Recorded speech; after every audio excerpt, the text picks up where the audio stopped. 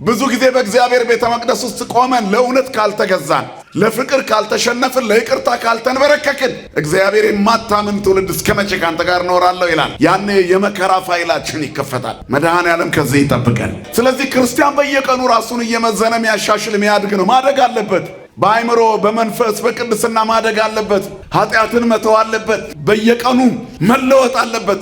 በሂደት የእግዚአብሔር መሆኑን እስኪያረጋግጥ እስኪበቃ መታገል አለበት። እስከ መጨረሻ መታገል ነው ክርስትና። የክርስትና ሃይማኖት ውጊያ አለበት። ድል ግን እናደርጋለን። ማን ስላለ ከኛ ጋራ? እግዚአብሔር ስላለ ከኛ ጋራ። ውሃ ጠጭኝ አላት። ማን ነው የጠማው? እርሱ ነው እሷ ናት? ንገሩኝ እስኪ። እየሰማችሁ ነው? የጠማው ማን ነው? በትክክለኛው መሰረታዊ ሐሳብ እሱ ነው እርሷ ናት? ውቅያኖስን በመሃል እፍኙ የያዘ የባህርን ጥልቀት የመጠነ ወንዞችን የፈጠረ የሚመላለሱበትን ቦዮችና መንገዶች ያሰመረላቸው ኩልል ያለ ውሃ እንዲፈስ የሚፈቅድ ከሰማይ ዝናማትን የሚያወርድ የአርግ ደመናተ ማጽናፈ ምድር ወብረቅ ወገብረ መብረቀ ለጊዜ ዝናም ተብሎ የተነገረለት በዝናብ ጊዜ መብረቅን የሰራ ደመናትን በትኖ ከድኖ ቀዝቃዛ ውሃ የሚያፈስ የዝናማት ፈጣሪ ውሃዎችን በፍኙ የሰፈረ እግዚአብሔር ውሃ ስጭኝ አላት። ማን ነው የተጠማ? ውሃ በእጁ የያዘ ወይስ ገና መቅጃ ይዞ የሚንከራተት? እሷ የተጠማ እሱ እንደሆነ አሰበች። አንዳንድ ጊዜ ለቤተ ክርስቲያን ገንዘብ ስንጠየቅ እግዚአብሔር ቸግሮት ለራሱ ይመስለናል። ለእኛው ነው የምንጠየቀው። ይገርማል። ውሃ ጠጭኝ አላት። ውሃ ላይ አጠጣት ነው። የህይወት ውሃ ሊሰጣት ከሆድ የሚፈልቅ የህይወት ውሃ። ከቀን ጨለማ ይጠብቃችሁ ይላሉ። እንደሱ ቢሉት ይሄኛው አምፖሉ ብቻ ስለጠፋባቸው ነው። ውስጣቸው እኮ ብሩህ ነው። ዋናው የቀን ጨለማ በአዲስ ኪዳን ውስጥ ሆኖ በሞት አገልግሎት መመላለስ። ዋናው የቀን ጨለማ የኦርቶዶክሳዊ ተዋህዶ ልጅ ሆኖ ያለ ይቅርታ መኖር። ዋናው የቀን ጨለማ ከጸበል አጠገብ ተቀምጦ በደዌ መሰቃየት። እውር የሚያበራ ለምጻም የሚያነጻ ጸበል ጓሮአችን ፈልቆ መቅደሱ አጠገባችን ጋር ሆኖ እግዚአብሔር ታምር እያደረገ እኛ ከነበሽታችን ስንኖር ይሄ ስቃይ ነው። ብዙ ጊዜ በእግዚአብሔር ቤተ መቅደስ ውስጥ ቆመን ለእውነት ካልተገዛን፣ ለፍቅር ካልተሸነፍን፣ ለይቅርታ ካልተንበረከክን እግዚአብሔር የማታምን ትውልድ እስከ መቼ ካንተ ጋር እኖራለሁ ይላል። ያኔ የመከራ ፋይላችን ይከፈታል። መድኃኔዓለም ከዚህ ይጠብቀን። ስለዚህ ክርስቲያን በየቀኑ ራሱን እየመዘነ የሚያሻሽል የሚያድግ ነው። ማደግ አለበት። በአይምሮ በመንፈስ በቅድስና ማደግ አለበት። ኃጢአትን መተው አለበት። በየቀኑ መለወጥ አለበት። በሂደት የእግዚአብሔር መሆኑን እስኪያረጋግጥ እስኪበቃ መታገል አለበት። እስከ መጨረሻ መታገል ነው ክርስትና። የክርስትና ሃይማኖት ውጊያ አለበት። ድል ግን እናደርጋለን። ማን ስላለ ከኛ ጋራ? እግዚአብሔር ስላለ ከኛ ጋራ። እንደጎሰቆልን አንሮርም፣ እንዳጎነበስን አንቀርም። እሱ የጨፈገገውን ፊት የሚያቀናበት ቀን የሚያፈካበት ቀን ቅርብ ነው። ሰላማችንን የሚመልስበት ቀን ቅርብ ነው። ግን ከዚህ አንውጣ። የሕይወቷ ምንጭ ከሆዳችን እስኪፈልቅ ወደ ውስጣችን እንሙላ። እሳት እየዘነበባት ፈውሷን ያላቆመች፣ ካህናቶቿ እየተገደሉባት ቅዳሴ ያላስታጎለች፣ ምዕመናኖቿ መከራ እየተቀበሉ ማህሌት ያላቆመች፣ በብዙ ውስብስብ ችግር ውስጥ በዓላትን እያለፈች፣ በማህበራዊ ሚዲያ በአካልም ውጊያ በስቶባት ግን ወደፊት ቀጥ ብላ የምትቀጥል አይኗን ከሰማይ ላይ ያልነቀለች፣ ሰማይ ተከፍቶ ፈውስ ሚዘንብላት ተዋህዶ ብቻ አይደለች። ክብርና ምስጋና ለአምላካችን ለእግዚአብሔር ይሁን። ማን አለ ሌላ? በዲስኩር አይደለም በተግባር ነው። ለአልትራሳውንድና ለኤክስሬይ ያስቸገረ በሽታ በአንድ ኩባያ ጸበል የሚወጣው የት ነው? ትሞታለህ ጉበት ፈርሷል የተባለ ሰው ጸበል ጠጥቶ ሚድነው የት ነው? ኩላሊት ፌል አድርጓል የተባለ ሰው ተጠምቆ እንደ አዲስ ተለውጣል የሚል ተአምር የምንሰማው የት ነው? ሞተ የተባለ ሕፃን እምነትና ጸበል ጠብ ተደርጎለት ዳነ የሚባል ተአምር የምንሰማው የት ነው? ሐኪም ተስፋ የለሽም ብሎ የነበረ በጸበል ተጠምቄ ዳንኩ የሚል ምስክርነት የሚሰማው የት ነው? እዚህ ነው። የሕይወት ውሃ ምንጭ ከሆዱ ይፈልቃል የተባለ ይሄ ነው። ከኔ የሚጠጣ ለሌላው ይፈልቃል። ክርስቶስ የሚያበራላት በጉም ያበራላት ተዋህዶ ለሌላው ትፈልቃለች። ማን ይመስገን? ክብርና ምስጋና ለስሙ የሆነ አባቶቻችን አምላክ።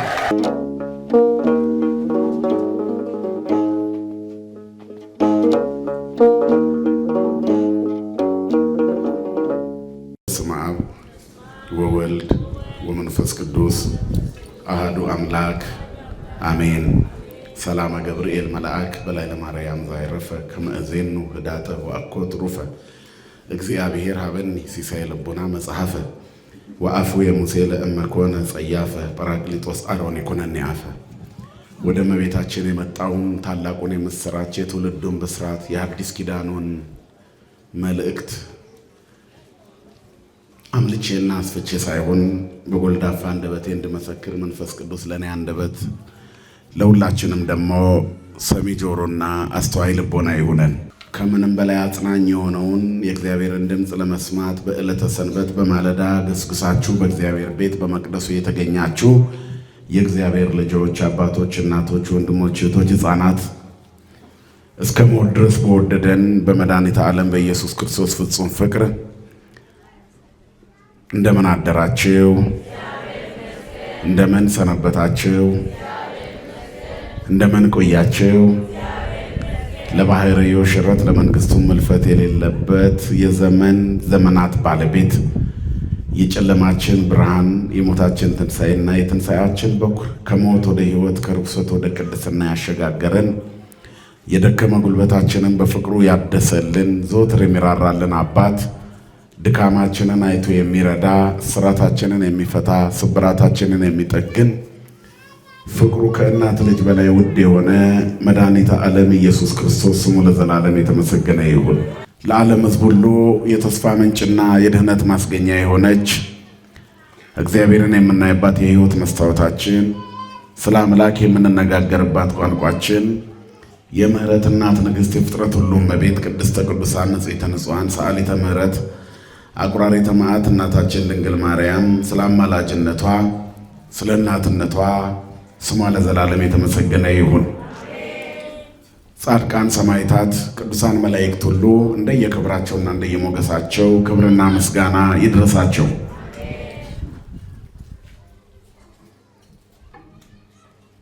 ከሆድ የሚፈልቅ የሕይወት ውሃ የዮሐንስ ወንጌል ምዕራፍ 4 ቁጥር 14 ላይ የምናገኘው ኃይለ ቃል ነው። አላ ውእቱ ማይ ዘእሁቦ አነ ይከውን ውስቴቱ ነቃማይ ዘይፈለፍል ለሕይወት ዘለዓለም። እኔ ከምሰጠው ውሃ የሚጠጣ የሕይወት ውሃ ምንጭ ከሆዱ ይፈልቃል። እኔ ከምሰጠው የሚጠጣ ለዘላለም አይጠማም። ወዘሰ ይሰቲ እማይ ዘእሁቦ አነ ኢይጸምዕ ለዓለም። እኔ ከምሰጠው ውሃ የሚጠጣ ለዘላለም አይጠማም። አላ ውእቱ ማይ ዘእሁቦ አነ ይከውን ውስቴቱ ነቃማይ ዘይፈለፍል ለሕይወት ዘለዓለም። የሕይወት የዘላለም ሕይወት የሚሆን የሕይወት ውሃ ምንጭ እንደውም ከሆዱ ይፈልቃል እንጂ ለዘላለም አይጠማም ይላል። እግዚአብሔር የሚሰጠን ውሃ፣ መድኃኒታችን የሚሰጠን ውሃ፣ ከሆድ የሚፈልቅ ውሃ፣ ከውስጥ የሚወጣ ለሌላው የሚተርፍ የሕይወት ምንጭ ከሆዱ ይፈልቃል ይላል። ክርስቲያኖች ለራሳቸው በርቶላቸው ለሌሎች የሚያበሩ ናቸው። ለራሳቸው ሞልቶላቸው ለሌሎች የሚሞሉ ናቸው። ለራሳቸው ካገኙ ለሌሎች የሚያተርፉ ናቸው። በሃይማኖት ስግብግብነት የለም። በሃይማኖት ራስ ወዳድነት የለም። በሃይማኖት እኔ ብቻ ማለት የለም። በሃይማኖት ማትረፍ አለ። በሃይማኖት ልክ ብቻ አይደለም የሚገኘው፣ መትረፍረፍ ነው የሚገኘው። የተትረፈረፈ ነው የሚገኘው። ስለዚህ አትረፍርፎ የሚያገኘው ሰው በክርስትና ውስጥ ሲኖር ነው። እናም ጌታም የተናገረው ይህንኑ ነው። ታሪኩ የዮሐንስ ወንጌል ምዕራፍ 4 ላይ የሚጀምር ይሁን እንጂ ጥንተ መነሻው ሌላ ታሪክ አለው። በመከራ ዘመን፣ በስደት ዘመን እነ ኤርምያስና እነ ባሮክ በነበሩበት የእስራኤል ዘመን ውስጥ እስራኤል ለእግዚአብሔር ባልተመቸ ሕይወት ሲኖሩ ለምርኮ ተላልፈው እንደተሰጡ ታሪክ ይነግረናል። የምርኮ ዘመናቸው 70 ዓመት ነው። በባቢሎን ምርኮ እስራኤል የተንከራተቱት እግዚአብሔር ሕዝቦቹ እምቢ ሲሉት ለአሕዛብ አሳልፎ ይሰጣል። አሕዛብ ሲሰለጥኑብን ታናናሾቻችን ከኛ በላይ ሲሆኑ ተንቀው ተጠጥቀው የሚኖሩት ለእግዚአብሔር ያልተመቹት ከእግዚአብሔር ጋር ሆነን ሲያጠቁን እግዚአብሔር ከኛ ጋር እንዳልሆነ በዚህ እናውቃለን። የእስራኤል ታሪክም ይሄ ነው። አሁን የደረሰብን ግፍና መከራ የምንኖርበት ያልተመቸ ህይወት ምድርኛን በጣም ገፍታ የተፋችበት ምክንያት እኛ ንጹሃን ስለሆነን ብቻም ሳይሆን የእግዚአብሔር ቸርነቱ ተጨምሮበት ተጠበቅን እንጂ እኛ ለእግዚአብሔር ስላልተመቸነው ነው። የክርስትናው ትክክለኝነት ፈተና የማይለየው ቢሆንም የኛ ለእግዚአብሔር አለመታዘዝ ደግሞ ፈተናውን ወደ መከራ ያሳድገዋል። ክርስቲያን ይፈተናል። ከአቅሙ በላይ ለሆነ መከራ ሲዳረግ ግን የራሱ ኃጢአት ውጤት ነው። ሰው ሁሉ ይፈተናል። የሚፈተነው ግን በአቅሙ ነው። ከአቅማችን በላይ ከሆነ መከራው ያጠፋነው ጥፋት የሰራነው በደል አለ። ምን ነው መከራው በዛብኝ ከማለት ይልቅ ምን ባጠፋ ነው ይሄን ያህል ብሎ ራስን ማየት። ነጽሩ ነፍሰክሙ ወአንጽሁ ነፍሰተክሙ። ነፍሳችሁን ተመልከቱ፣ ሰውነታችሁንም ንጹህ አድርጉ፣ ውስጣችሁን ይሁት። ክርስቲያን ሁሉ ጊዜ እኔ በእግዚአብሔር እጅ ነኝ እንዴ ብሎ የሚያስብ እኮ ነው። እግዚአብሔር ከኔ ጋራ ነው ወይ? አምላኬ ከኔ ጋራ ነው ወይ? ምንድነው ያራቀኝ? ባዶነት ለምን ይሰማኛል? ጸበል ጋር ለምን በጥርጣሬ ቆማለሁኝ? እስቲ ጸበሉን ልሞክረው የሚሉ ታማሚዎች አሉ። ሕክምናውን ሞከርኩት አቃተኝ። እስቲ ደግሞ ጸበሉን ምን ልበለው እንላለን? እንደምን አደራችሁ ምን ልበለው እንላለን? ልሞክር ይባላል። ግን ሃይማኖት ይባላል ወይ? የእምነት ማነስ እኮ ነው። ሃይማኖታችን ሲያንስ ልሞክር እንላለን። ሲያንስ ሲያቅተን፣ ለሚያምን ግን ምን ይሆናል? ይቻላል። ኩሉ ይትካሃል ለዘያምን። ልጄን በጨረቃ ጋኔን እየተነሳበት ያስቸግረኛል፣ ጌታው ያድንልኝ ብሎ ወደ ጌታ መጣ። ደቀ መዛሙርት ጋር አቅርቤው ነበር፣ ሊያድኑት አልቻሉም። እስቲ ወደ እኔ አምጣው የማታምን ጠማማ ትውልድ፣ እስከ መቼ ካንተ ጋር እኖራለሁ ብሎ ደቀ መዛሙርቱን ገሰጻቸው። ከሱ ጋር እየዋሉ ጋኔን ማውጣት አቃታቸው። መቃብር ከፍቶ መግነዝ ከሚፈታው ጋር እየዋሉ ታሪክን ከሚቀይር አምላክ ጋር እያሉ ነፍስን ከስጋ ጋር መልሶ ከሚያዋህድ ጌታ ጋር እያሉ ሰይጣን የሚያሰቃየውን ሰው እንኳ ማዳን አቃታቸው። ለነሱ እኮ የቀላል ነገር መሆን ነበረበት። ስለዚህ የማታምን ጠማማ ትውልድ ብሎ እግዚአብሔር ገሰጸው። ብዙ ጊዜ በእግዚአብሔር ቤተ መቅደስ ውስጥ ቆመን ለእውነት ካልተገዛን፣ ለፍቅር ካልተሸነፍን፣ ለይቅርታ ካልተንበረከክን እግዚአብሔር የማታምን ትውልድ እስከ መቼ ካንተ ጋር እኖራለሁ ይላል። ያኔ የመከራ ፋይላችን ይከፈታል። መድኃኔዓለም ከዚህ ይጠብቀን።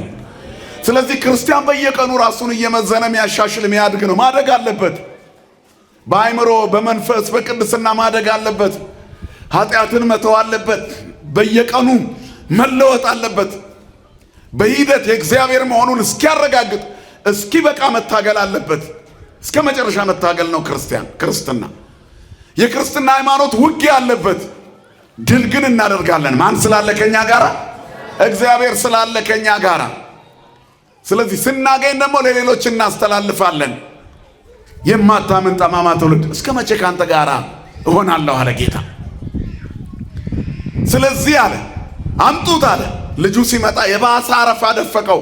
ከዛ የአባት ነገር ጌታ ሆይ ቢቻልህ አድንልኝ አለ። ሞክር እንደማለት እኮ ነው።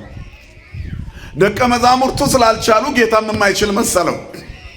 ቢቻልህ እርዳኝ ሲለው ለምን ቢቻልህ አልክ?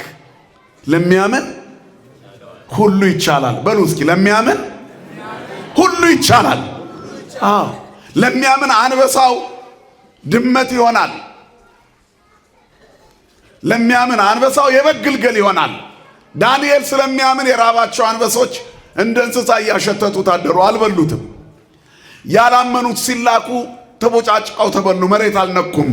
ትንቢተ ዳንኤል ምዕራፍ 6። ለሚያምን ዮናስ በሃይማኖት ስለሆነ ምን ከእግዚአብሔር ቢያምፅ እንኳን የአሳ ሆድ የጸሎት ቤት ሆነለት። ከጥልቁ ሆኜ ጠራሁት እግዚአብሔርም ሰማኝ አለ። ምድርና ሞላዋ የእርሱ የሆነች እግዚአብሔር የአሳ ሆድ ውስጥ ያለውን ሰው ሲጸልይ ሰማው። እኛ የመከራ አዘቅት ውስጥ ሆነን አይደርስልኝም ብለን እንጠራጠራለን። የአሳ ሆድ ውስጥ ይደርሳል። ክብርና ምስጋና ለስሙ ይሁን የኛ አምላክ።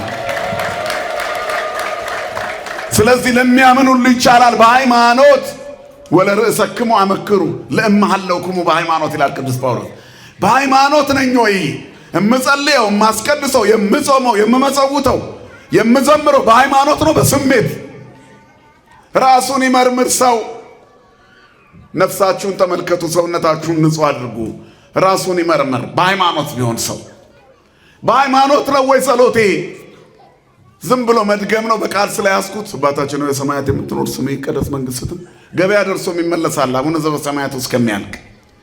ወይስ ተመስጬ አባትነቱን እያሰብኩ ጌትነቱን፣ ፍቅሩን፣ ስጦታው እያሰብኩ እንደሚሆንልኝ እርግጠኛ ሆኜ ነው ወይ? ለሚያምን ሁሉ ይቻላል። ለሚያምን ሁሉ ይቻላል። የሚያምን አግኝቶ ያትረፈርፋል፣ ተሰጥቶት ይሞላለታል። ካላመነ ግን ለአሕዛብ ተላልፎ ይሰጣል። ሰው ቀን ሲጠምበት ያሳደገው ውሻ አውሬ ይሆንበታል፣ ይነክሰዋል። የገዛ ልጁ ጠላት ይሆንበታል። ከክፉ ቀን ማን ይጠብቀን? እግዚአብሔር ይጠብቀን። ክፉን ቀን ማን ያመጣዋል? የሰው የራሱ ክፋቱ። ኃጢአታችን እየበዛ ሲሄድ የቀን ጨለማ ይውጠናል። አንዳንዴ ማየት የተሳናችሁ ወንድሞቻችን ከቀን ጨለማ ይጠብቃችሁ ይላሉ። እንደሱ ቢሉት ይሄኛው አምፖሉ ብቻ ስለጠፋባቸው ነው። ውስጣቸው እኮ ብሩህ ነው። ዋናው የቀን ጨለማ በአዲስ ኪዳን ውስጥ ሆኖ በሞት አገልግሎት መመላለስ። ዋናው የቀን ጨለማ የኦርቶዶክሳዊ ተዋህዶ ልጅ ሆኖ ያለ ይቅርታ መኖር። ዋናው የቀን ጨለማ ከጸበል አጠገብ ተቀምጦ በደዌ መሰቃየት። እውር የሚያበራ ለምጻም የሚያነጻ ጸበል ጓሮአችን ፈልቆ መቅደሱ አጠገባችን ጋር ሆኖ እግዚአብሔር ተአምር እያደረገ እኛ ከነበሽታችን ስንኖር ይሄ ስቃይ ነው። ጌታችን እውር እያበራ ትላንት እንደተናገር ነው ለምጻም እያነሳ አይሁድ ከነውርነታቸው ይኖሩ ነበር። ጌታ ሆይ ዳሰኝ ቢሉ ይድናሉ አይድሉም? ይድናሉ። የዳሰሱት ሁሉ ምን አሉ ይላል ወንጌል? ዳኑ። ኑና የቤተ መቅደሱን መጋረጃ ዳሱ። 12 ዓመት ደም የሚፈሳት የልብሱን ጨርቅ ጫፉን ነክታ ደሟ ቀጣለላት ነው የሚለው። 12 ዓመት ደም የሚፈሳት ሴት የልብሱን ዘርፍ ነክታ ዳነች። ይሰማል አይደለ? መድኃኔዓለም ከሁላችን ጋር ይሁን። የልብሱን ዘርፍ ነክታ ዳነች። መቼ ነው ምንድነው እኛ በቤተ መቅደስ ባለው ጸበል ከደዌያችን የምንፈወሰው? መቼ ነው? ከጎበጥንበት ቀና የሚያረገንን እምነት የምንቀባውና በእምነት ምንድነው? መቼ ነው? ልሞክር የሚለው ከኛ ሲርቅ ነው። ጸበሉን ልሞክረው እስቲ፣ እምነቱን ልቀባባና ይሄ ቁስል አልድን አለኝ ልሞክረው። እስከ መቼ ነው የምትሞክሩት? ክርስትና ሙከራ አይደለም፣ ማድረግ ነው። ማድረግ መሆን። ስለዚህ እንድንሆን እግዚአብሔር ይፈልጋል፣ እንድናደርግ ይፈልጋል። ማድረግ ነው ክርስትና፣ መሆን ነው ክርስትና። ስለዚህ በሃይማኖት ሙከራ የለም፣ ማድረግ ነው። ለሚያምን ምን ይቻላል ብያችኋለሁ? ሁሉ ይቻላል። እንዴት ቢቻል ትለኛለህ? ለሚያምን እኮ ሁሉ ይቻላል። አታምንም ሲለው ምን አለው ጌታ? ጌታን ምን አለ? ያ ብልህ ሰው አምናለሁ ግን ምንን እርዳው አለ? ንገሩኝ እንጂ አለማመኔን እርዳው። መድኃኔዓለም ይርዳን ሁላችንንም። አለማመኔን እርዳው። እንዴት ያለ ጸሎት ነውና! ጌታ ሆይ አለማመኔን እርዳው። ጌታ ሆይ ደካማነቴን አበርታው። አምናለሁ እኮ ግን ይህች ዓለም እየጎተተችኝ ነው፣ ወደ አንተ ሳበኝ፣ ፍቅርህ ያሙቀኝ በሉት እግዚአብሔርን። ያኔ ከሚታየው ጀርባ የማይታየውን ታያላችሁ። ከዚያ በኋላ የማይቻል የሚመስለው ነገር ሁሉ ቀላል ይሆናል። ማን ስላለ ከኛ ጋራ? ክብርና ምስጋና ለስሙ ይሁን። አባቶቻችን አምላክ ጌታችን መድኃኒታችን ኢየሱስ ክርስቶስ ከይሁዳ ወደ ገሊላ ሲሄድ በሰማርያ በኩል ማለፍ ግድ ሆነበት ይላል። በሰማርያ በኩል እያለፈ እያለ ያዕቆብ ለልጁ ለዮሴፍ ያስቆፈረው ጉድጓድ በዚያ ነበረ። በገሪዛንና በጌባል ተራራ መካከል የተዋበች የሴኬም ሸለቆ አለች፣ ለምለም ቦታ። ያዕቆብ ያስቆፈራት ምንጭ አካባቢውን እርጥብ ያደረጋት የሴኬም ሸለቆ ስር ጉድጓድ አለች። ስለደከመው እዚያ ቁጭ አለ። የማይደክመው አምላክ። ዛሬ የተነበበው ወንጌል ይሄ ነው። የማይደክመው አምላክ ሊያበረታን ደከመ። የማይራበው አምላክ ሊያጠግበን ተራበ። ከጾመ በኋላ ምን አለ ይላል ወንጌል? ተራበ። የማይጠማው አምላክ ሊያረካን እሱ ተጠማ። ተጠማሁ አለ መስቀል ላይ። እኛ ልንሆን የሚገባንን ነገር ሁሉ ስለኛ እርሱ ሆነ። ክብርና ምስጋና ለስሙ ይሁን። ሁሉን ሊያደርግልን በሥጋ ተገለጠ። የሁሉ አባት፣ የሁሉ መድኃኒት፣ ዓለምን በእጁ በመሃል እጁ የያዘ አሐዜ ዓለም በእራሁ ይላል። ኩሉ ውስተ እዴሁ። ዓለም በእጁ በጣቱ ያለች እግዚአብሔር የታምራት ባለቤት፣ ሁሉን ማድረግ የሚችል ወደ ላይ ቀና ሳይል ዝናብ ማምጣት የሚችል በመናገርም በዝምታም በገቢርም መስራት የሚችል እግዚአብሔር በሁሉም እኮ ይሰራል። በአርምሞ በነቢብ በገቢር ይሰራል። ዝም ብሎ ምድሪቷን በቀዝቃዛዋ ማፍለቅለቅ የሚችል እስራኤልን በበረሃ ቀዝቃዛዋ ያጠጣ ጌታ፣ በዚያ በበረሃ እንዳይደክማቸው ደመና ያነጠፈ አምላክ ደክሞት የተዋበችው የሴኬም ሸለቆ አጠገብ ያለችዋ ሲካር በምትባል ልዩ ስፍራ ውሃ ጉድጓድ ቁጭ አለ ነው የሚለው የዛሬ ወንጌል። አንዲት ሴት ውሃ ልትቀዳ መጣች ከሰማርያ። ደቀ መዛሙርቱ ምግባቸውን ሊገዙ ሄደው ነበር። ቀትር ነበር። በዚያ ሰዓት ሴት ልጅን ስራ ተሸክማ አትመጣም። ያቺ ሴት ግን ከሰው ተሸሽጋ ጭር ባለ ሰዓት ሁሉም ወደ ቄው ሲከተት ጥላ ፍለጋ ሲሮጥ፣ እሷ ግን በጠራራ ፀሐይ ስራ ይዛ መጣች።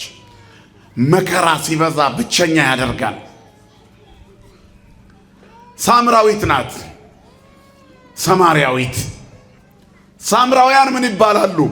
ግማሽ ከእስራኤል ግማሽ ከአሕዛብ የተጋቡ ናቸው። ቅድም ብያችኋለሁ። እስራኤል በእግዚአብሔር ላይ ሲያምፁ 70 ዓመት ተቆጣች ነው። ዘመነ ፄዋዌ፣ የምርኮ ጊዜ፣ የመከራ ጊዜ። ወደ ባቢሎን ተማርከው ሄዱ። ያን ጊዜ እግዚአብሔር ለኤርምያስ ለነብዩ ነግሮት ነበር። ሕዝቡ ባለመታዘዙ ምርኮ እንደሚከናወን ተላልፈው እንደሚሰጡ። አቤሜሌክ የሚባል የዋህ ነበር። የኢየሩሳሌምን ጥፋት ካየ ይሄ ሰው ይሞታል። ስለ የዋህነቱ ምን ታስቧል? ሂድ በለስ ቀጥፈና በለው፣ እዚያ እንቅልፍ ይወስደዋል። ይሄ ዘመን እስኪያልፍ በእንቅልፍ ያሳልፋል። ያን ዘመን አለ መከራን በእንቅልፍ ላይ ያሳልፍለት አቤሜሌክን ላከው። ኢትዮጵያዊው አቤሜሌክ ወደዚያ ሄደ። በለሷን ቀጥፎ ደሟ የሚንጠባጠብ ወተቷ ገና የሚፈሰውን በለስ በሙዳይ ውስጥ ከተተና በጣም እንቅልፍ ተጫጫ ነው። ተኛ። 66 ዓመት ተኛ። ባቢሎናውያን መጥተው እስራኤልን ማርከው ንዋያተ ቅድሳቷን ዘርፈው ከተማዋ ፈራርሳ ባድማ ሆና ባዶ ሆና የእግዚአብሔር ከተማ ሕዝቡ ሁሉ ወደዚያ ነግዷል። ጎበዝ ጎበዙ። የቀረው በየመቃብር ስፍራው ቀርቷል። ከ66 ዓመት በኋላ ሲነቃ ለሚጠት 4 ዓመት ቀረው ምርኮ ሊያበቃ። ምን ያህል ጊዜ እንደተኛ አያውቅም። ከነቃ በኋላ ወይኔ ኤርምያስ ይጣላኛል፣ አባቴ መምህሬ ይቆጣኛል ብሎ እንቅልፍ እየተጫጫ ነው። ተነስቶ ሲሄድ አረጋዊ ሽማግሌ አግኝቷል። የእግዚአብሔር መልአክ ይላሉ አባቶቻችን በሽማግሌ አምሳል። ጌታዬ እንዴት ዋልክ? እግዚአብሔር ይመስገን። እረ ከተማዋ ጠፋችብኝ። ወዴት አለች ከተማዋ? ነቢዩ ኤርምያስስ ወዴት አለ? እንዴ ከተማዋ ከፈረሰች ኢየሩሳሌም ከፈራረሰች እኮ ቆየች። እንዴ ብዙ ዓመት እኮ ነው። አንተ ለኢየሩሳሌም እንግዳ ነህ እንዴ? ንዋያተ ቅድሳቶቿ ሁሉ እኮ ፈልሰዋል። ጎበዞቿ ተማርከዋል። ይህን እንዴት አታውቅም አለው። ኧረ ተው ነቢዩ ኤርምያስ አሁን ቅድም ነው የላከኝ። ከእንቅልፌ ተነስቼ 1 ሰዓት እንኳ አልተኛውም። ምን ነካ አንተ ሰው? ባቢሎን ከወደመች 60 ዓመት አልፎታል። ከዚያ አቤሜሌክ ኦሪት አክብር ገጸ አረጋዊ፣ አባትና እናትህን አክብር፣ ሽማግሌ አክብር ኦሪት ባትለኝ ኖሮ አለው። አሁን ሰድብ ነበር። አሁን አይደል እንደ ኤርምያስ የላከኝ? ይኸው ያስኳት በለስ ወተቷ እንኳን እየፈሰሰ ደሟ እየተንጠባጠበ ነው፣ ገና ትኩስ ናት ብሎ በለሱን ከፍቶ ሲያሳየው የአረጋዊ ሽማግሌ ተደነቀ። እግዚአብሔር የመከራን ዘመን በእንቅልፍ አሳልፎልህ ነው። እስራኤል እኮ ወድማለች ኢየሩሳሌም በኃጢአቷ ምክንያት። ይሄ 66 ዓመት ሆነው። እንግዲህ በለስ ቀጥፋ አምጥተሃል። አሁን የበለስ ወቅት ነው፣ ተመልከተው ደርቋል፣ በረሃ ነው አለው። ታዲያ ምን ይሻላል? ኤርምያስ ወዴት አለ? ኤርምያስ በባቢሎን አለ። እነ ባሮክ ግን በመካነ መቃብር ስፍራ አሉ። በዚያ ዘግተው እያለቀሱ ነው ብሎ ወስዶ አሳይቶታል። እዚያ ሆነው ሱባኤ ገብቶ ሲጸልዩ ለሚጠት የእግዚአብሔር ምሕረት ሊመጣ 4 ዓመት ቀረው። እስራኤል 70 ዓመት ነው የተቆጣቸው። የእግዚአብሔር መልአክ ከሰማይ ወርዶ ዘካርያስ 1:12 ላይ እንደጸለየ ታውቃላችሁ።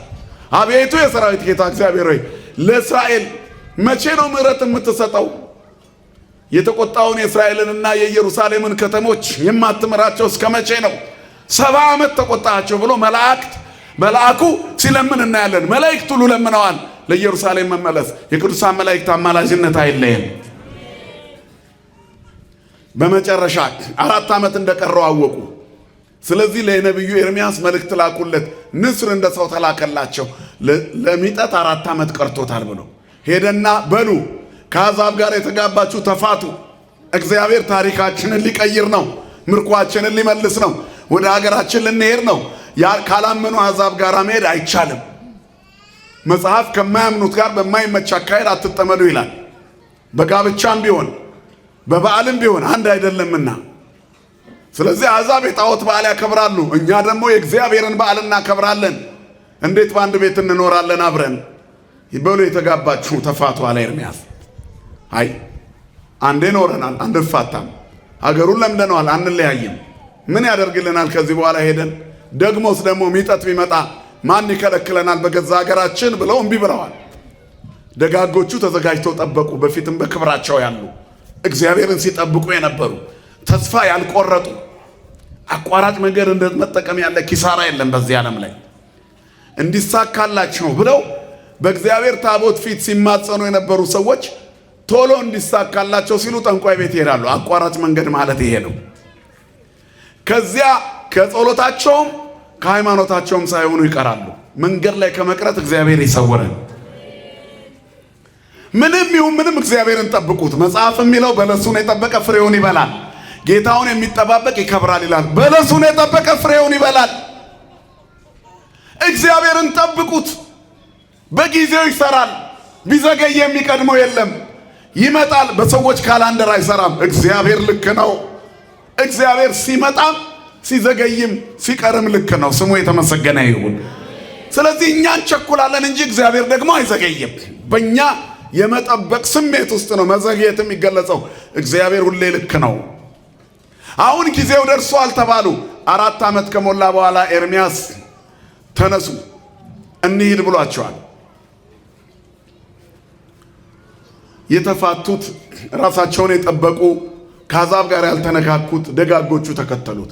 እነዚህ አብረን ካልመጣን አሉ። አሕዛብ ደግሞ ምን አሏቸው? አይ አንዴ ከኛ ጋር ኖራችኋል፣ ተጋብታችኋል። እንግዲህ እግዚአብሔር ተመለሱ ብሏቸው ብትመለሱ እንኳን ከኛ ጋር ቤተሰብ ሆናችሁ የለ የልጆቻችሁና የሚስቶቻችሁ አገር ነው፣ እዚሁ ኑሩ ብለው ለመኗቸው። አይ ሀገራችንን ሳንገባ አንቀርም ብለው ወጡ። ከዚያ ወደ ኢየሩሳሌም ሊደርሱ ጥቂት ሲቀራቸው ኤርምያስ እነ ባሮክን ይዞ ገጥሟቸዋል። ተረቱ። አይ እንግዲህ ተሸነፍን ብለው ሊመለሱ ሲሉ ሲመለሱ ባቢሎናውያን እንደ ቆዩ ስንላችሁ እምቢ ብላችኋል፣ ስለዚህ ተመለሱ አሏቸው። ከእስራኤልም ከዚያም ሳይሆኑ መሃል ላይ ቀሩ። ሰመርናሃ ብለዋልና ሳምራውያን ተባሉ። ምድሪቷን በእነሱ ስም ሰማርያ ተባሉ። በዚያች ተወስነው መኖር ጀምረዋል። ስለዚህ በዚያ እየኖሩ እያለ ነው እንግዲህ አዲስ ኪዳን የመጣው። አይሁድና ሳምራውያን አይተባበሩ። በምንና በምን? በጋብቻና በበዓል አንድ አይደሉም። እነዚያ ኦሪትን ብቻ ይቀበላሉ። እነዚህ ትንቢተ ነቢያትን ሁሉ ሲቀበሉ መጥተዋል አይሁዳውያን። አሁን ጌታ ከይሁዳ ወገን የተወለደ እንደሆነ ባለባበሱም እያስተማረ ከዚያ እንደሆነ ይታወቃልና በዚያች ጉድጓድ አጠገብ ሲቀመጥ የመጣችው ሳምራዊት ሴት ገና ስታየው አይሁዳዊ መሆኑን አውቃለች። ውሃ ጠጭኝ አላት። ማን ነው የጠማው? እርሱ ነው እሷ ናት? ንገሩኝ እስኪ። እየሰማችሁ ነው? የጠማው ማን ነው? በትክክለኛው መሰረታዊ ሐሳብ እሱ ነው እርሷ ናት? ውቅያኖስን በመሃል እፍኙ የያዘ የባህርን ጥልቀት የመጠነ ወንዞችን የፈጠረ የሚመላለሱበትን ቦዮችና መንገዶች ያሰመረላቸው ኩልል ያለ ውሃ እንዲፈስ የሚፈቅድ ከሰማይ ዝናማትን የሚያወርድ የአርግ ደመናተ ማጽናፈ ምድር ወብረቅ ወገብረ መብረቀ ለጊዜ ዝናም ተብሎ የተነገረለት በዝናብ ጊዜ መብረቅን የሰራ ደመናትን በትኖ ከድኖ ቀዝቃዛ ውሃ የሚያፈስ የዝናማት ፈጣሪ ውሃዎችን በፍኙ የሰፈረ እግዚአብሔር ውሃ ስጭኝ አላት። ማን ነው የተጠማ ውሃ በእጁ የያዘ ወይስ ገና መቅጃ ይዞ የሚንከራተት? እሷ የተጠማ እሱ እንደሆነ አሰበች። አንዳንድ ጊዜ ለቤተ ክርስቲያን ገንዘብ ስንጠየቅ እግዚአብሔር ቸግሮት ለራሱ ይመስለናል። ለኛው ነው የምንጠየቀው። ይገርማል። ውሃ ጠጭኝ ያላት ውሃ ላይ ያጠጣት ነው። የህይወት ውሃ ሊሰጣት ከሆድ የሚፈልቅ የህይወት ውሃ። እሷ ግን አላወቀችም። ዘረኝነቷ በውስጧ አለ። አሁን ቅድም የነገራችሁ የታሪክ ቁርሾ ቂም በውስጧ አለ። ስለዚህ ምን አለች? አንተ አይሁዳዊ ስትሆን እንዴት ከኔ ከሳምራዊት ውሃ ትጠይቃለህ? ትጸየፉን የለ እንዴ እናንተ ነው። አጠማጠሙን አለባበሱን አይታለች፣ አነጋገሩን አይታለችና የሚለምንሽ ማን እንደሆነ ብታውቂ ኖሮ አንቺ ራስሽ ውሃ በለመንሽው ነበር። የጠየቅኩሽ ጠምቶኝ ሳይሆን የጠማሽ አንቺን አይቼ ነው። በጠራራ ፀሐይን ስራ ያሸከመሽ ሐሩሩ ቃጠሎውን ታግሰሽ የመጣሽው የሰው ምላስ እየገረፈሽ የምትኖሪ ምስኪን እንደሆንሽ አይቼ ነው እያለ እኮ ነው ጌታ። ሊሰጥህ ይለምንሃል እግዚአብሔር። አሁን በዚህ ጉባኤ ተለምነሽ መጥተሻል። ታላቅ መንፈሳዊ ጉባኤ አለ።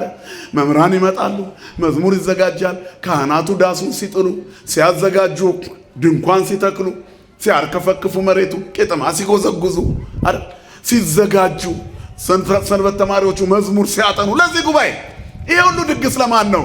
ለእግዚአብሔር ነው ወይስ ለኛ ነው? ንገሩኝ እስቲ። ለኛ እኮ ነው። እንድንጸድቅ የእግዚአብሔርን መንግስት እንድንወርስ የሕይወት ውሃ ምንጭ ከሆዳችን እንዲፈልቅ ደርቀን እንዳንቀር እንድንለመልም ባዶ እንዳንሆን እንድንሞላ እግዚአብሔር ሊሰጠን ይለም። ምን አይነት አምላክ ነው ያለን? ሊሰጥህ የሚለምንህ አምላክ፣ ሊያለብስህ የሚለምንህ አምላክ፣ ሊያጎርስህ የሚለምንህ አምላክ። ውሃ ጠጭኝ አላት። ተቃጥላለችና ደርቃለችና።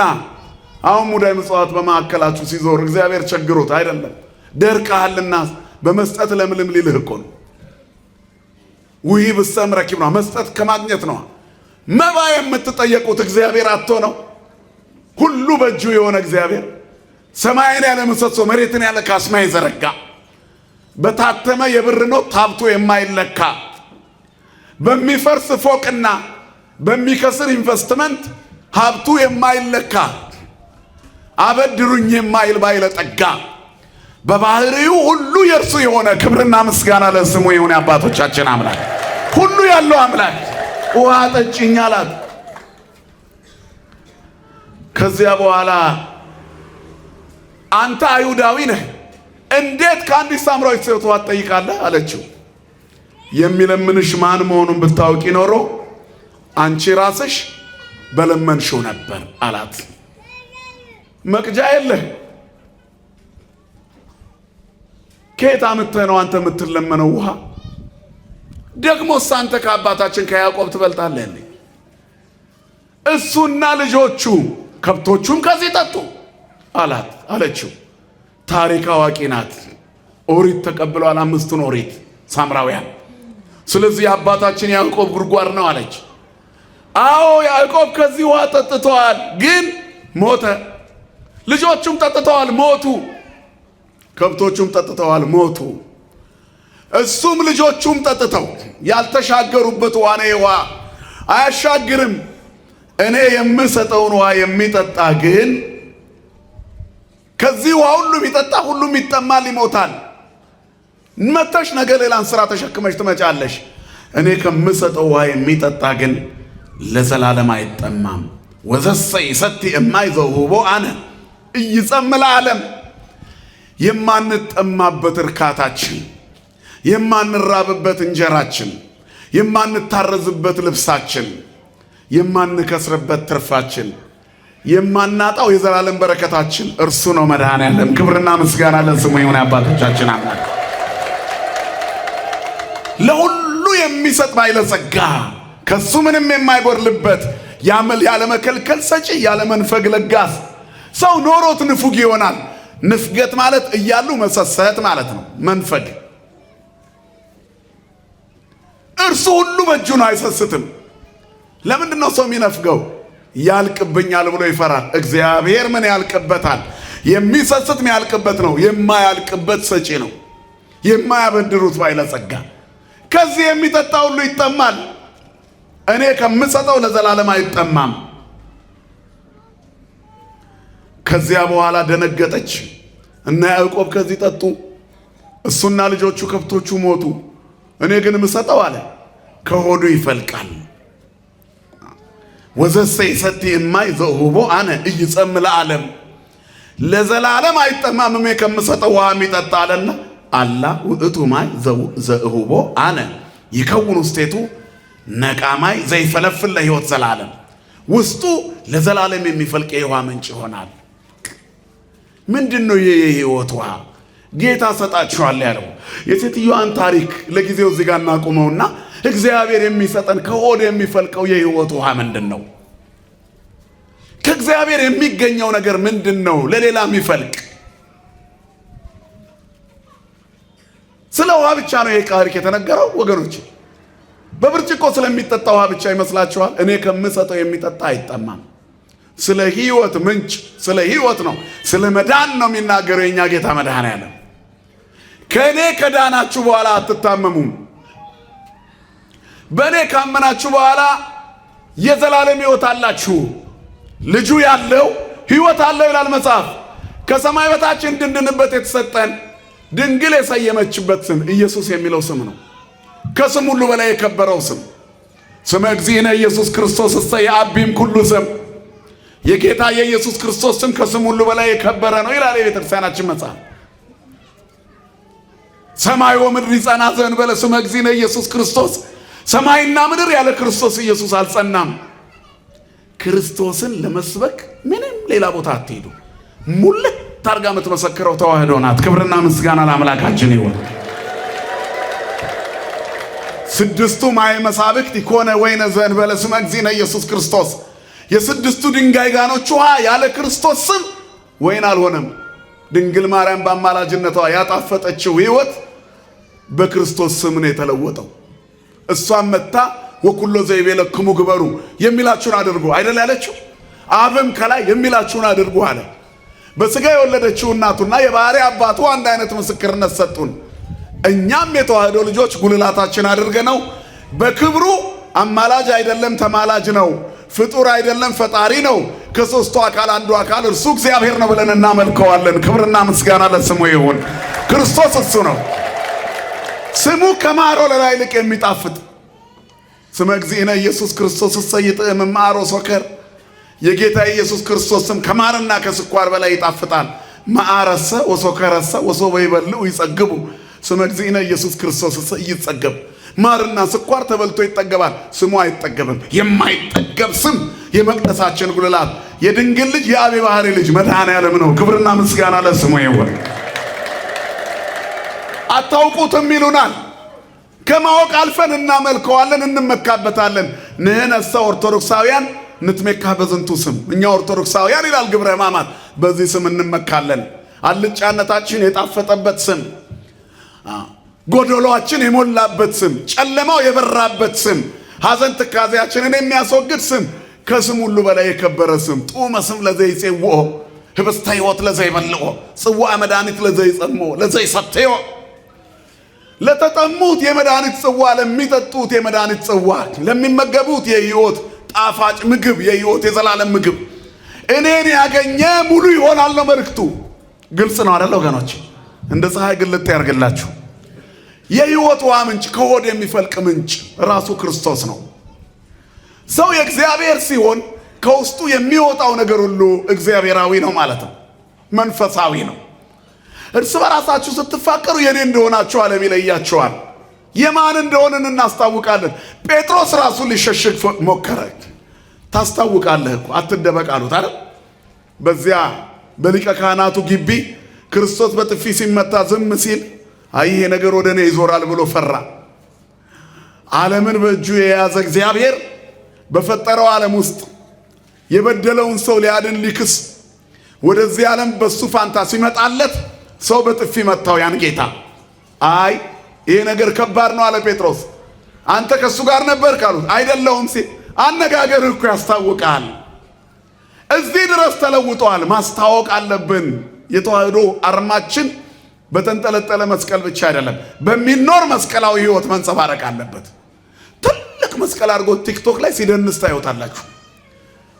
ዛር እንዳለበት ሰው አረፋ ሲደፍቀው ታዩታላችሁ። የኃጢአትን ጥግ ለመስራት ሲሮጥ ታዩታላችሁ። በወፍራም ክር ትልቅ መስቀል፣ እሱ የወንበዴው መስቀል ነው፣ የጌታ መስቀል አይደለም። የጌታ መስቀል ያሰክናል፣ ትዕግስተኛ ያደርጋል፣ ወደ ዝማሬ ነው የሚመራው፣ ወደ መንፈሳዊ አገልግሎት ነው የሚመራው፣ ለእግዚአብሔር በተመቻቸ ስፍራ ላይ ነው የሚያቆመው። የማን ስለሆነን እኛ የማን ነን? እግዚአብሔር የማን ነው? የኛ። ስለዚህ የእግዚአብሔር መሆናችንን መለየት አለብን። ከህይወት ውሃ ምንጭ መጠጣት፣ ከማይነጥፈው ምንጯ የህይወቱን ውሃ ምንጭ። ይህንን ማን ትሰጣለች? ጉልላቷ ያደረገች ቤተ ክርስቲያን። የማይቋረጥ ትምህርቷ በእኛ ውስጥ መፍሰስ አለበት። የቅዳሴው ዜማ በውስጣችን መንቆርቆር አለበት። ተዋህዶ ማለት መጽሐፍ ቅዱስን ማህሌት አድርጋ የምትቆም ሙሉ ሌሊት፣ ሰዓታት አድርጋ የምትማጸንበት ሙሉ ሌሊት፣ ወንጌል አድርጋ ስትሰብከው የምትውል ሙሉ ቀንና ሌሊት፣ ምህላ አድርጋ የምትማጸንለት ሰርክ ወነግ ያለማቋረጥ፣ መዝሙር አድርጋ የምትዘምር ሙሉ ቀንና ሌሊት። ክብርና ምስጋና ለአምላካችን ለእግዚአብሔር ይሁን። ከሆድ የሚፈልቅ የህይወት ውሃ ምንጭ ቤተ ክርስቲያን ማናት? ቤተ ክርስቲያን ህንፃው፣ ማይበረ ምእመናን፣ ግለሰቡ አይደል? በእኔ የሚያምን እኔ ከምሰጠው የሚጠጣ ዳግመኛ አይጠማም። ቤተ ክርስቲያን ጠምቷት አታውቅም። ሌሎች የክርስቲያን ድርጅቶች ነን የሚሉ ሰዎች ከዚች ቤት ይዋሳሉ። ይኸው መዝሙሩ መከራችንን አለ። መከራችንን እኮ ነው የሚያሳዩ። በከበሮና በጸናጽል የዘመርነውን በጊታርና በኪቦርድ በቃ ሲዘፍኑበት ይውላሉ። ይሄ እኮ የኛ ድርሰት ነው። የማትወዷት ቤተ ክርስቲያን መዝሙር ነው። ተዉ ሲባሉ ኬት እናምጣ? የለንም። ያለ መቀላወጥ የማትኖረዋ ተዋህዶ ብቻ ናት። ምንም ወስዳ ማታቅ እየሰጠች የምትኖር። ክብርና ምስጋና ለአምላካችን ይሁን። ከኔ የሚጠጣ አይጠማም ብሏላ። ከሱ ነዋ የሞላችሁ፣ አትጠማም ተዋህዶ። ሌሎቹ ለምን የኛን መዝሙር ይዘምራሉ? ደረቅ ነዋ፣ እርሻቸው ደረቅ ነው። ክርስቶስ የለበትማ። ከዚህ የሚጠጣ ሁሉ ይጠማል። ገና ወደ አዲስ ኪዳን አልመጡም። ስሙ መነገጃ እንጂ መኖሪያ አይደለም ሌላ ቤት። እኛ ቤት ግን ከኔ የሚጠጣ የሕይወት ውሃ ምንጭ ከሆዱ ይፈልቃል። ቤተ ክርስቲያን ከክርስቶስ የጠጣችውን ታጠጣናለች። በጸበሉ፣ በእምነቱ፣ በጸሎቱ፣ በቅዳሴው የምትንቁት ካህን ሲንፈራፈር የዋለውን አጋንንት ያደረበትን ሰው ገዝቻለሁ ቁም ሲለው ይቆማል። አያችሁ፣ ያ ያደፈው ካህን ጌታን አያውቀውም የተባለ በክርስቶስ መስቀሉን ከመሸከሙም በላይ ለሌላው ይተርፋል። የሕይወት ውሃ ምንጭ ከሆዱ ይፈልቃል። ክብርና ምስጋና ለአምላካችን ይሁን። ይሄ ያለው ተዋህዶ ውስጥ ነው። ባካችሁ ይቺ ቤተ ክርስቲያን ትክክል ለመሆኗ 1 ሚሊዮን ማስረጃዎች አሉን። ትክክል ላለመሆኗ አንድ ተጨባጭ ማስረጃ የለም። ከኔ የሚጠጣ አይጠማም ብቻ አይደለም፣ ሌላውን ያረካል፣ ለሌላው ይተርፋል። ለሌላው የሚተርፍ ይሄው እርሱ ነው ብሎ የሚሰጥ። ዛሬ ወርሃዊ በዓል ቢሆንም የእመቤታችን ልደታ ነው። ስሟ የተመሰገነ ይሁን። እርሷ ስትወለድ ሊባኖስ ተራራ ላይ ደጅ ነው የተወለደችው። በምን? በስደት። ከመወለዷ በፊት በእናቷ ማይፀን እያለች ሳሚናስ የሚባል የእናቷ አጎት ሞተ።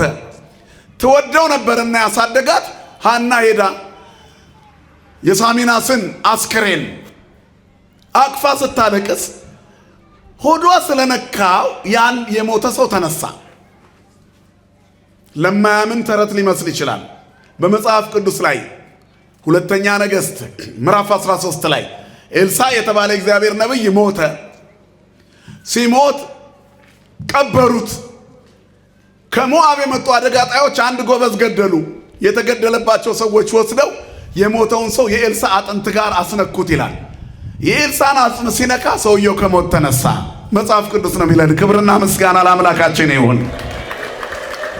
እንኳን ኤልሳ ነብይ ቀርቶ ኤልሳን ነብይ ያደረገ መድኃኒት የምትወልድ እናት ከዚህ በላይ ትችላለች? አትችልም። ግልጽ እኮ ነው። ለሰው የማይቻል ለማን ይቻላል? ለእግዚአብሔር። ተነሳና ሳሚናስ ሰገደ ይላል። ሰገደ፣ ተደነቀ። ምን አየህ አሉት አይሁድ። በማህፀኗ የያዘችው ተአምር ነው። ሐና ምክንያቱም መላእክት ሲያመሰግኗት አይቻለሁ። ከሷ የሚወለደው ዓለምን የሚያድን ነው። ትልቅ መቅደስ የሐና ማህፀን ውስጥ አለ አለ። ክብርና ምስጋና ለአምላካችን ይሁን። በማህፀን ሐና መጸነሷ በራሱ የእናቷን ማህፀን አለምልሟል። ጽንሰትኪ መራአረጊት ወለአረጋዊ ከብካቡ እንተ ተሐደሰ ብኪ ለእግዚአብሔር ርዙተ ሕዝቡ አለ አባ ጽጌ ድንግል። መጸነስሽ አረጋዊቷን እናትሽን ሙሽሪት አረጋት፣ ገና ልጅ። ሽማግሌውን ደግሞ ወደ ጫግሎ የሚገባ ጎበዝ ሙሽራ አደረገው። አባትሽን ኢያቄምን እናትሽና አባትሽ በስተርጅና ወለዱሽ። አንቺስ ለወንጌላውያን ኩልነ ዘኮነተነ ምስካየ፣ እርሷ ደግሞ ለወንጌላውያን ለሁላችን መጠጊያ ሆነችን። ስሟ ለዘላለም የተመሰገነ ይሁን። እሷ ያ ታላቁ ብርሃን ፀሐይ ክርስቶስ በማኅፀኗ ተጸነሰ። በርቶላት ብርሂት ያደረጋትን ክርስቶስ ለእኛ ሰጠችን አይደል? ቃና ዘገሊላ ላይ ይኸው ታላቁ ብርሃን በእኔ ማኅፀን የተገለጠው ብርሃን፣ የኔም ብርሃን ለእናንተም ያብራ። የኔ ልጅ የእናንተ ፈጣሪ፣ የኔ ፈጣሪ አምላኬ ለእናንተም አምላክ ነው። የኔ መድኃኒት የእናንተም መድኃኒት ነው። የኔ ሕይወት የእናንተም ሕይወት ነው። ከአፈር የተሰራነን ሁላችንም። ስለዚህ ይኸው መድኃኒቱ አለች እመቤታችን። ይኸውና መድኃኒቱ፣ ሰርግ ቤቱን በወይን የሚሞላው መድኃኒቱ ይኸውና፣ የጨፈገገውን ፊት የሚያፈካ መድኃኒቱ ይኸውና። የመድኃኒቱ እናት ይዛው መጣች መድኃኒቱን ሰርግ ቤት። ስሟ ለዘላለም የተመሰገነ ይሁን። ክርስቲያን ለሌላው ተርፎ የሚሰጥ ነው ምንላችሁ ለዚህ ነው። ገና እኮ እንደ ጸነሰች መልአክ ከነገራት በኋላ ኤልሳቤጥ በስተርጅና ነፍሰ ጡር ነች ስትባል እመቤታችን የሰማችሁ ተአምር ተሰምቶ ማይታወቅ ነው። የፍቅር እናት ፍቅር ስለሆነች ወደ ኤልሳቤጥ ገሰገሰች። አይነ ከርም ወደሚባል ቦታ ወተንስአት ማርያም ፍጡነ ወሆረት ደወለ አይነ ከርም። ወዲያው መልአኩ ከሷ ሲለይ ፈጥና ተነሳችና በስተርጅና እርግዝና የተጫጫናት ዘመዷ ኤልሳቤጥ ዘንድ ሄደች። እንደደረሰች እንዴት ነሽ አለቻት። ሰላም ላንቺውን እንዴት ነሽ ብትላት የእመቤታችን የሰላምታ ድምፅ ገና ሲሰማ በኤልሳቤጥ ማህፀን ያለው ዮሐንስ ዘለለ። ድምጿ ጽንስ የሚያዘልል እናት ናት ድንግል ማርያም። ስሟ ለዘላለም የተመሰገነ ይሁን። የመድኃኒቱ እናት እኮ ናት። ስለዚህ በማህፀኗ ያለውን መድኃኒት ይዛ ወደ ኤልሳቤጥ ሄደች። ምጥ እንዳይጸናብሽ ይኸው መድኃኒቱ አለቻታ። እኛስ ጓዳችን ባዶ እንዳይሆን ክርስቶስን ይኸው መድኃኒቱ ወኩሎ ዘይቤለክሙ ግበሩ። ትልቁ መልእክት እኮ ይሄ ነው። የተሰጠንን እንስጥ፣ በረከታችንን እናካፍል፣ ያኔ ለሁሉ ይተርፋል። ይህቺ ሴት ሲገባት እንዳልጠማ አለች። የሕይወት ውሃ እንድጠጣ ዳግመኛ ወደዚህ እንዳልመጣ የሕይወት ውሃ ስጠኝ አለችው ጌታን። ሂጂ ባልሽን ጥሪ አላት። አሁን ታሪክ ተጀመረ። በጠራራ ፀሐይ ሥራ ያሸከማት ብቸኛ ምስጢሯ እሷ ጋር ነው። ባል የለኝም አለች። ባል የለኝም ማለት እውነትሽን ነው። አሁን ያገባሽውን እንደ ባል አትቆጥሩም፣ ሰው ጋር አስቀምጠሽዋል። አስማንዲዮስ የተባለ ጋኔን በአፈ ማኅፀኗ በጭኗ መካከል አድሮ ከሰው ጋር በጋብቻ እንዳትኖር ያውካት ነበረ። ልክ ሳራ ወለተ ራጉኤልን መጽሐፈ ጦቢት ላይ ጳጉሜ ያከበር ነው በዓል ላይ እንዳለው አይነት የጫጉላ ቤት ኦታ ጩኸት ብቻ ነበር የሚሰማው። በዚህ አይነት መከራ ውስጥ በሕይወቷ ላይ የመከራ ዶፍ ዘንቦባት ተጨማዳ ገና በልጅነቷ የምትኖር ምስኪን ሴት ናት። ጎልማሳነቷን እንደ ንስር ሊያድስ እንደገና አዲስ ሊያደርጋት ክርስቶስ ከፊት ቆሞ ጠበቃት። መከራ ያጎሰቆለን፣ ሐዘን አረፋ ያስደፈቀን፣ ማጣትና ችግር የመኖር ስጋት ጎንበስ ያደረገን ያጎበጠን ሰዎች ካለን መድኃኒቱን ስናገኘው ቀና እንላለን። እግዚአብሔር ቀና ያደርገን ሁላችንንም። ቀና የሚያደርግ አምላክ የባርነት ቀንበር የሚያነሳ እርሱ ነው። የባርነታችሁን ቀንበር ከእናንተ ላይ ያነሳለሁ፣ ቀና ብላችሁ እንድትሄዱ አደርጋችኋለሁ። እግዚአብሔር ነው የሚያቀናው። እግዚአብሔር ያቀናው አይጎብጥም። እግዚአብሔር ከፍ ያደረገው አያንስም። እግዚአብሔር አይኑን ከፍ ያደረገለት አይጎብጥም፣ ጎንበስ አይልም። አንገቱ የደፋ ቀና ይላል። ማንን ሲያገኝ? እግዚአብሔርን ሲያገኝ። አሁን ክርስቶስን አግኝታለች። ብዙ ነገረ መለኮታዊ ምስጢሮችን ያብራራላት ጀመር። ባል የለኝም ማለት እውነትሽን ነው። አሁን ግን ከአንቺ ጋር ያለው እንደ ባል አይደለም። 5 ባሎች ነበሩሽና 5 ባሎች ሞተውባታል። 6ኛውን ፈርታ አስቀመጠችው እንዳይባክንባት እንደ ገንዘብ። እጄ ገንዘብ ያጠፋል ያዝልኝ ብላችሁ ታማኝ ሱቅ ወይም ጎረቤት ጋር ታስቀምጡት የለ የኔ እጅ አይዝም ብላችሁ እንደ ገንዘብ ባሏን ትዳሯን ፈትናት፣ ነፍሰ ገዳይ ናት፣ ገፊ ናት። አሽሙሩን አልቻለችውም። ስለዚህ ሰው ሳያያት በጠራራ ፀሐይ ስራ ይዛ መጣች። መኖር ነዋ። ይህም መኖር ከተባለ እግዚአብሔር በማህበራዊ ኑሮ መካከል ብቸኛ ያደረገችውን አውራ ሊያደርጋት ከፊቷ ቀደመላት። መድኃኔዓለም ታሪክ ይቀይራል። እንደ ጎሰቆልን አንኖርም፣ እንዳጎነበስን አንቀርም። እሱ የጨፈገገውን ፊት የሚያቀናበት ቀን፣ የሚያፈካበት ቀን ቅርብ ነው። ሰላማችንን የሚመልስበት ቀን ቅርብ ነው። ግን ከዚህ አንውጣ። የሕይወቷ ምንጭ ከሆዳችን እስኪፈልቅ ወደ ውስጣችን እንምራ። እሳት እየዘነበባት ፈውሷን ያላቆመች፣ ካህናቶቿ እየተገደሉባት ቅዳሴ ያላስታጎለች፣ ምዕመናኖቿ መከራ እየተቀበሉ ማህሌት ያላቆመች፣ በብዙ ውስብስብ ችግር ውስጥ በዓላትን እያለፈች፣ በማህበራዊ ሚዲያ በአካልም ውጊያ በዝቶባት ግን ወደፊት ቀጥ ብላ የምትቀጥል፣ አይኗን ከሰማይ ላይ ያልነቀለች፣ ሰማይ ተከፍቶ ፈውስ ሚዘንብላት ተዋህዶ ብቻ አይደለች። ክብርና ምስጋና ለአምላካችን ለእግዚአብሔር ይሁን። ማን አለ ሌላ? በዲስኩር አይደለም በተግባር ነው። ለአልትራሳውንድና ለኤክስሬይ ያስቸገረ በሽታ በአንድ ኩባያ ጸበል የሚወጣው የት ነው?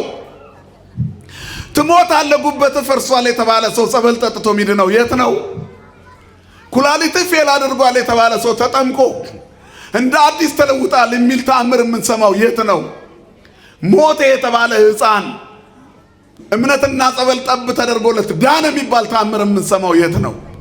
ሐኪም ተስፋ የለሽም ብሎ የነበረ በጸበል ተጠምቄ ዳንኩ የሚል ምስክርነት የሚሰማው የት ነው? እዚህ ነው። የሕይወት ውሃ ምንጭ ከሆዱ ይፈልቃል የተባለ ይሄ ነው። ከኔ የሚጠጣ ለሌላው ይፈልቃል።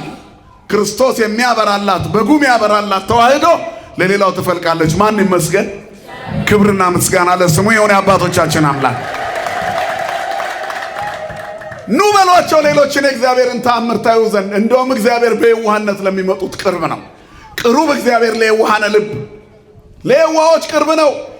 የመሸባቸውን ያነጋላቸዋል፣ ያጡትን ይመልስላቸዋል፣ ምርኳቸውን ይሰበስባል።